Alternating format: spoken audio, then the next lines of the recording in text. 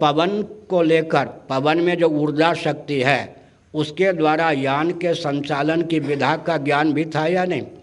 यहाँ तो diesel petrol आदि की बात करते हैं, वहाँ तो न डीजल न पेट्रोल न जल न तेज, सीधे पवन के द्वारा भी यान संचालित थे। और इतने प्रबुद्ध यान होते थे, उनमें प्रज्ञा शक्ति का इतना आधान किया गया होता था।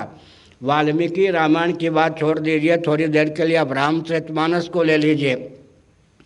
पुष्पक यान मूलतः कुबेर का था ना, उसका अपहरण किया रावण ने, रावण पर विजयश्री प्राप्त की रामभद्र ने, सोने की लंका दे दी गई विभीषण जी को। उस यान का आलंबन लेकर दल बल परिकरों के सहित सुग्रीव हनुमान जी आदि के सहित अयोध्या पहुंच गए रामभद्र। आगे रामचरितमानस के अनुसार क्या कहा, तुम कुबेर पहुँच जाओ। कोई ड्राइवर था क्या, कप्तान था क्या, चालक था क्या यान का? यान को ही आदेश दिया भगवान राम ने, तुम पर जिनका आधिपत्य सिद्ध होता है उस कुबेर के पास तुम चले जाओ। इसका मतलब क्या हुआ, स्वचालित यान जो आजकल कहते हैं हमारे पूर्वजों के पास थे या नहीं। तो हमने संकेत किया कि जलयान, स्थलयान, नभो मार्ग से चलने वाले यान, साथ ही साथ भवन का विज्ञान।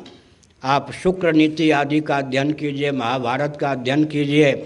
मार्ग की चौड़ाई कितनी होनी चाहिए, कम से कम 30 हाथ। उत्तम कोटि का मार्ग वो माना जाता है 30 हाथ। राजभवन कैसा होना चाहिए, मंत्रियों का भवन कैसा होना चाहिए, राजधानी और किले की संरचना किस प्रकार करनी चाहिए, ये सब विज्ञान महाभारत में शुक्र नीति आदि में सन्निहित है या नहीं। इसलिए मनु भगवान ने कहा भूतम भव्यम भविष्यं च सर्वम वेदात् प्रसिद्ध्यति, और मांडुक्य उपनिषद ने कहा यच्च त्रिकालातीतम तदप्योंकार एवं, जो कुछ काल गर्भित और कालातीत है सबका विज्ञान वेदों के द्वारा होता है। भोजन, वस्त्र, आवास, शिक्षा, स्वास्थ्य, यातायात, उत्सव, त्यौहार, रक्षा, सेवा, न्याय, विवाह, इतने जितने प्रकल्प हैं व्यवहार साधक और परमार्थ के साधक, सबका विज्ञान हमको वेदों के द्वारा प्राप्त होता है। इसलिए इस रॉकेट, कंप्यूटर, एटम, मोबाइल के युग में भी वेदों का महत्व है। आप बोल रहे थे ना सज्जन मिश्र जी, ये आपके प्रश्न का उत्तर मैं दे रहा हूँ, श्रोता तो